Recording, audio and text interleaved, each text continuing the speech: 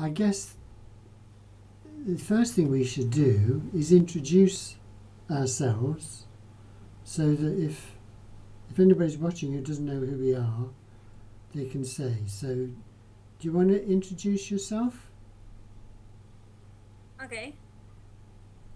So, Well, what's your name? my name is Olga Garcia Moreno, and I'm talking to you now from California.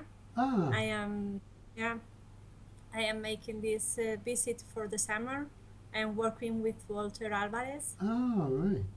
the Good. history here, Wow. but I usually work in Spain, Yeah.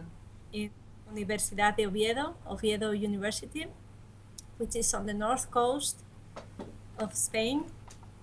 It's a small university. And we have, well, I am geologist. I study rocks and mountains and all that kind of stuff. I also have a background in material science because for my postdoc, I try to work with non-geological materials to make ceramics and these kind of things. So my interest in big history came from the work I've been doing with Walter Alvarez Mm-hmm. here in Berkeley. I made a previous visit here in California 3 years ago, and we started to work on the history of gold for my country in Spain, how Spain and Portugal got to manage gold from all over the world in its history. Mm-hmm. So we are now finishing this paper about the importance of gold for the history of Spain. Mm-hmm. The economic So history. yeah, so when I came back to Spain after my last visit here in Berkeley, I tried to introduce big history in Spain. As all the materials were in English, I tried to Uh-huh. uh, start making some translations or making my own materials in Spanish to show what big history is to the non-English speaking people in Spain, which is a lot of people, because not everybody can manage with No. English language No, in no. Spain. So what? So it can be in the university level, but not in secondary or high school levels. For example, for teachers in secondary or high school, if they have big history books in English, they will not use them. So I was trying to meet all these teachers and tell them about big history in Spain for the last few years. So for that, I tried to find help from other colleagues in my university from different disciplines, because I only know a little bit about geology, but not anything about anthropology or biology or whatever. So we have this group of almost 20 scholars in my university, and we work together for this big history outreach for Mm-hmm. the general public, Mm-hmm. for teachers. That's good. Yeah, I think. You've had a big success, I think. Yeah, it's been very slow, and up to now we only reach our region in north of Spain. Mm-hmm. But in September, we will have the opportunity to show what big history or La Gran Historia is in this exhibition that will take place in the National Museum for Science and Technology in Madrid. Okay, that's There good. is a big exhibition where the most prominent research projects in universities from all over Spain will be shown, focusing on the importance of doing research in universities for the general public, for the society. Mm-hmm. So they've chosen our project as an important project of how research can be linked to the society. Mm-hmm. So for 1 year, there will be this panel and information about La Gran Historia in the National Science and Technology Museum. That's really good. You've done well. Let me just say a few words about me in case people are interested. So, I call myself Wyken Seagrave. That's my writer's name. My real name's Philip Brown, which is not, for a writer, that's no good. You have to be easily found on the internet. And Wyken Seagrave is a lot easier to find. And I started researching about what I call the history of the universe when I left physics. So I left university. I did physics at university, and then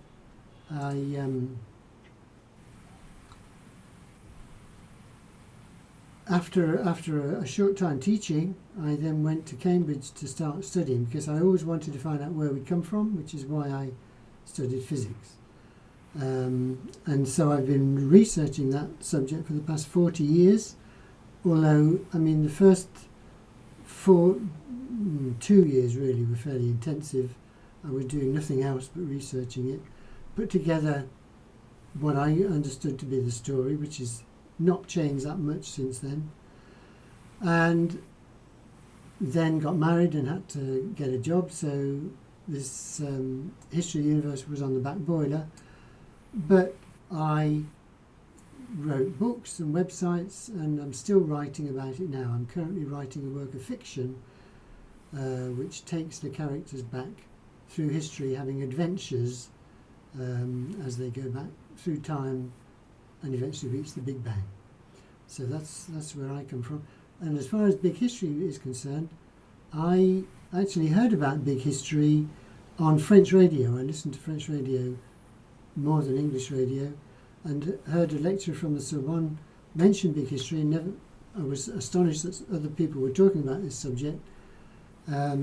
So I started getting interested in it then. But my take on it is different from David Christian's. David Christian is a historian and gives a lot of emphasis to the human history. For me, human history is a very small part of the history of the universe, and I spend a lot more time talking about science and try to present an integrated view of science, because most children are interested in science, but the way we teach it is really not very interesting. We split it up into different branches.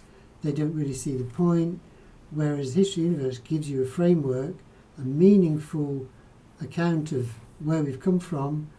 So to me, it's a new epic myth, a new creation myth, which has got many valuable benefits to bring. The other thing I try to draw out is the lessons from history. Having looked at all the past, what does that tell us about the future? And that's the other aspect of it. I'm not sure that David Christian does that, or the big history thing does that. But anyway, that's where I'm coming from. So, let's go back to what happened in Amsterdam. So we had a conference.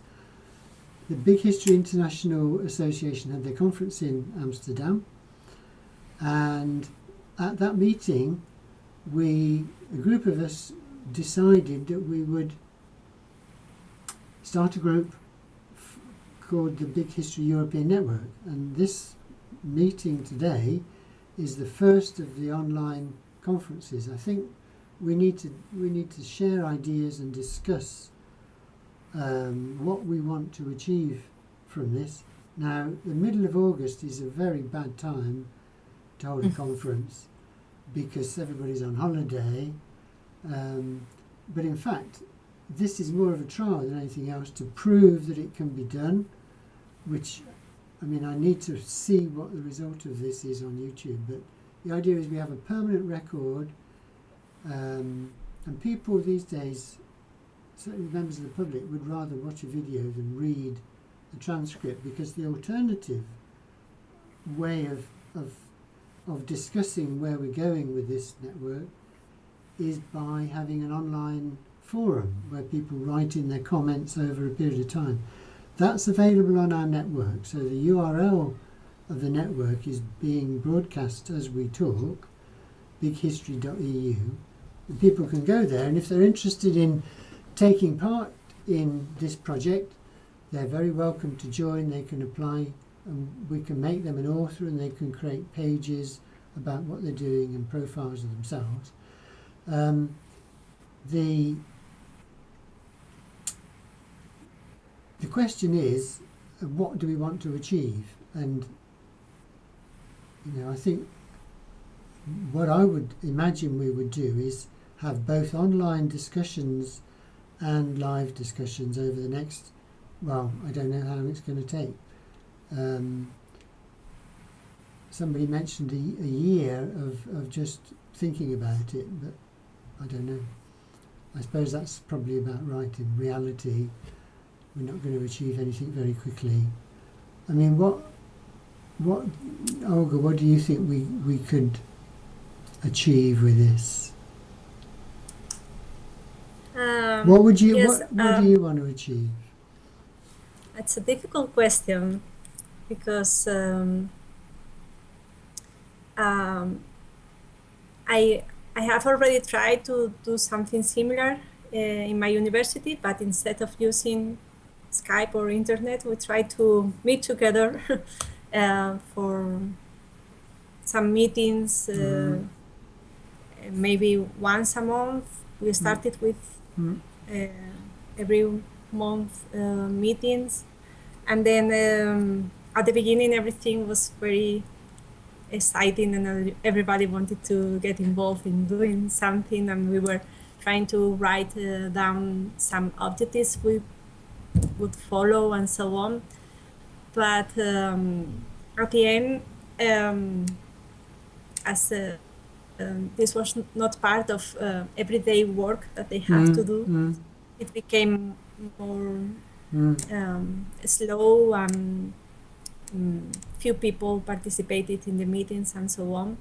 So I think it will be useful if we try to focus on our goals from the very beginning, trying to define exactly what we want to do with this network.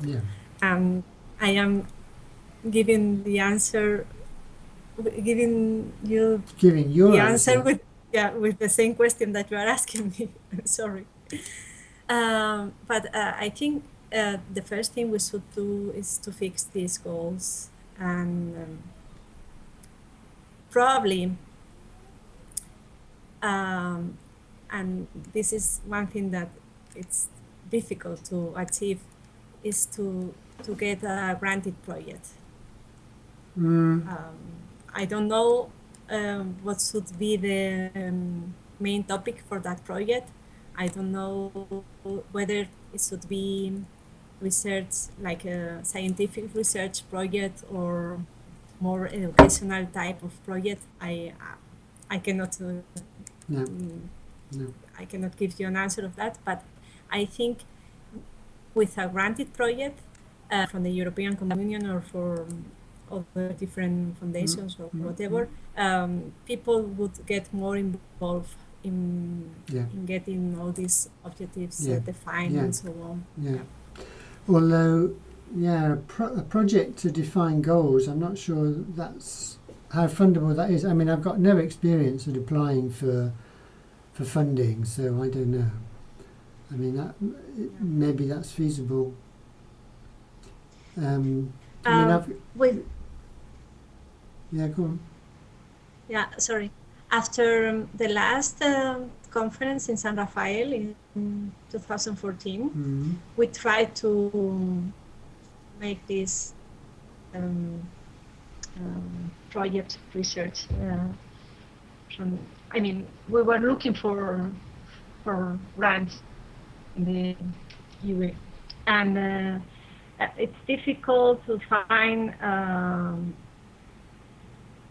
a grant projects where big history can fit in, because they are all quite alive in different disciplines. So big history That's right. is the contrary. That's right. But we found these project calls that are called COST, COST. Mm-hmm. Run projects that are based on this kind of interdisciplinary networks. And well, I wish Martin Orange was here talking with us, because he was doing a lot of work in this. And he might help me remembering everything about this grant project. But yeah, there are some we'll be able to find for our network, which doesn't mean it will be easy. No. Because they are very high level competitive That's right. grants. And I mean, the majority of people who are interested in big history, most people who attended the conference were academics, and academics need to search for finance, I guess, in order to live. And I think that kind of limits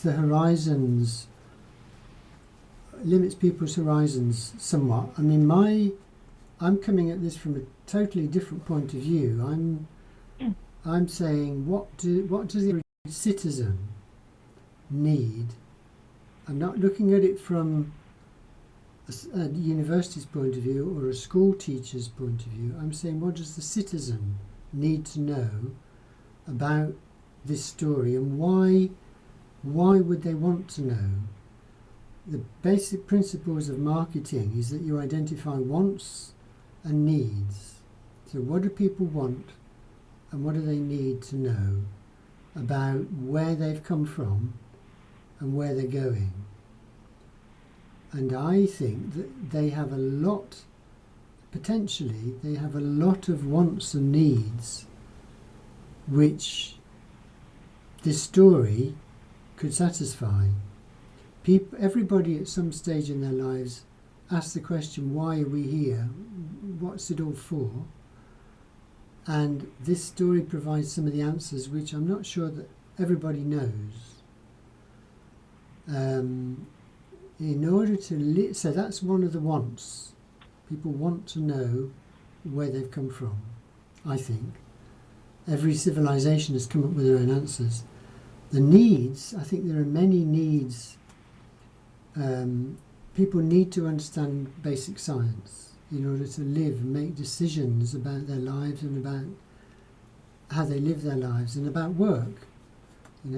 Basic elementary science is a great asset when you're in all sorts of aspects of your life, making decisions about holidays and how you spend your leisure and what kind of car you drive, and if you're ill, there are many, many aspects of science which people meet every day in their lives.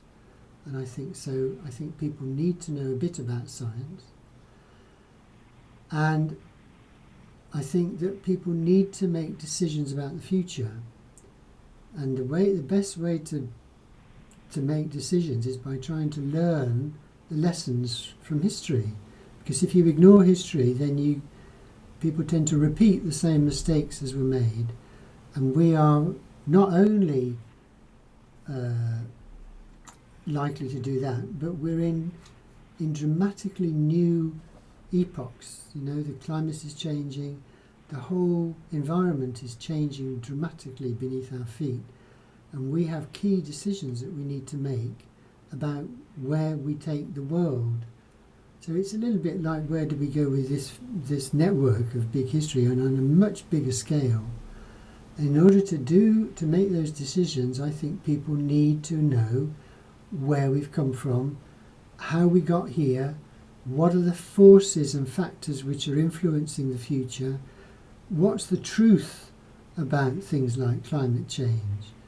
And so we should give them as much information in an easily accessible form as we can, and then people can start to make rational decisions about the future. And not just ordinary people, but politicians too. Most politicians are not scientists. There are very few, for example, in the UK government, and I'm sure that applies to most governments. People go into science who've studied law or done other things, but not that many scientists. So politicians need to know, for the same reasons that they're making decisions about the future. They need to know what are the constraints, what are the possibilities, why have we got these, what are the problems. And I think also the one possible place to start is the United Nations staff, because these people are involved in all sorts of issues concerning helping governments. There are special branches of the United Nations, for example, which advise governments in developing countries, how to move forward. There are many scientific organisations. The World Meteorological Organization is part of the United Nations family. There are World Health Organization. There are huge scientific backgrounds there, and I think one possibility would be, if we want to focus on something, possibly to get some funding, to approach the United Nations administration. There's going to be a new Secretary General in the next few weeks or months, and try and persuade them to include an element of this story in their training of their staff, so that they've at least got some background. Now, there is a United Nations, there are many ways to do that. There is a specialist training organisation within the UN which produces online courses. For example, they train if people go for peacekeeping, they train the soldiers before they go, how do you do peacekeeping? And this could be an online course which we could develop with them, for example. That's one idea. There are many other ideas. A short 1 hour presentation is another, and I put a proposal about that on the site.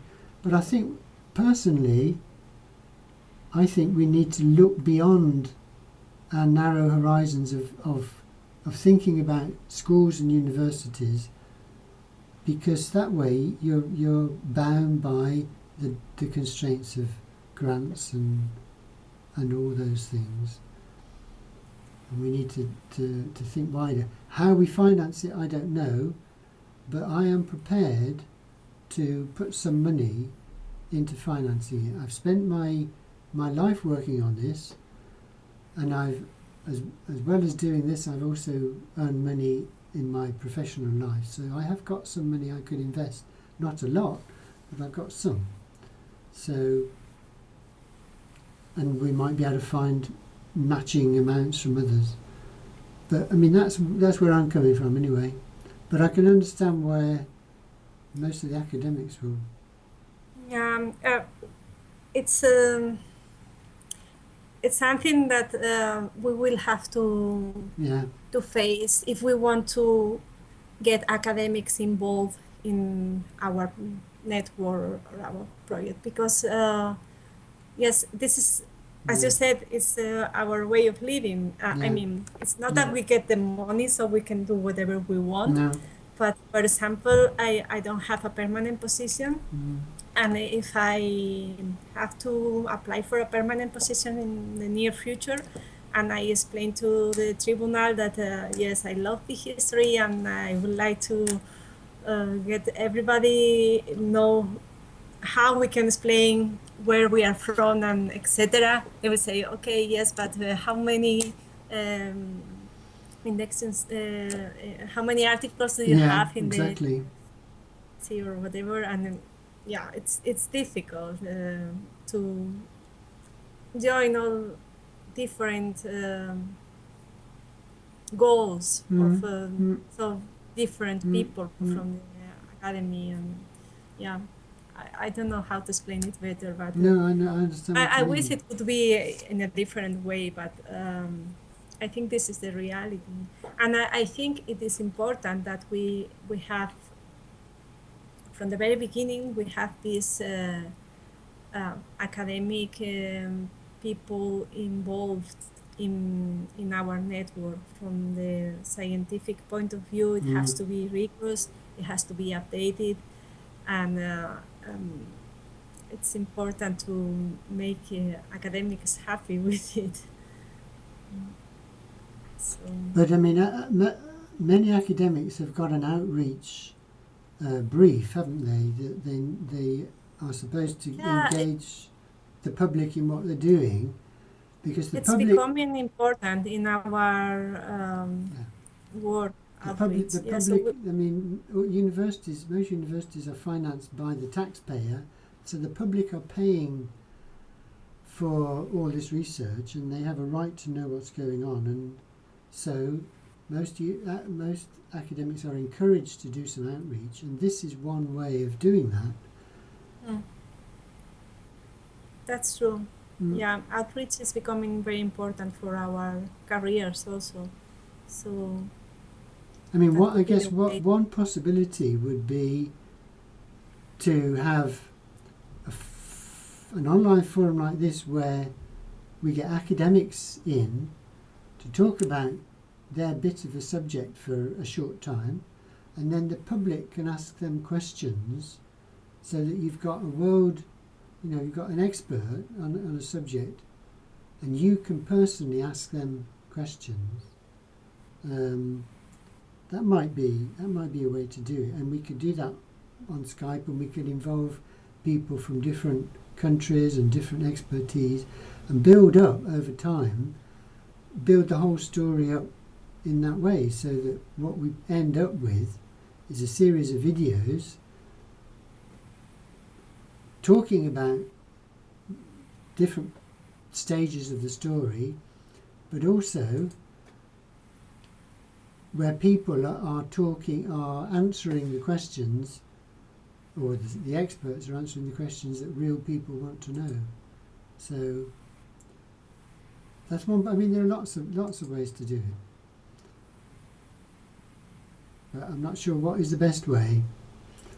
That's what we need to talk about. But I don't know that we want to. Yeah, we can't. I don't think we want to spend an awful lot of time talking, because, like what happened with your group, people will just lose interest and not keep going. We need to make some decisions, I think, and move forward and try and achieve something that's going to excite people enough to want to take part. But I don't know. I mean, we're coming at it from very different points of view, because your main thing is how do we raise some money to do it. I don't know.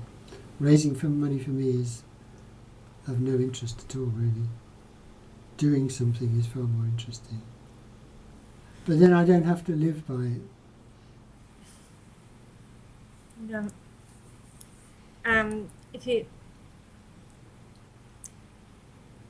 If you talk with young people that were attending the conference, they really wanted to do something and wanted to get involved, but if there is not a financed project behind, it's difficult for these young people. Yeah. So I understand your point of view, and I wonder wish it could work like that. I wonder if we could get subscriptions for people to take part in the online forum. So instead of being public, it would be limited to the people who. So we could have a sort of online course for them. I don't know.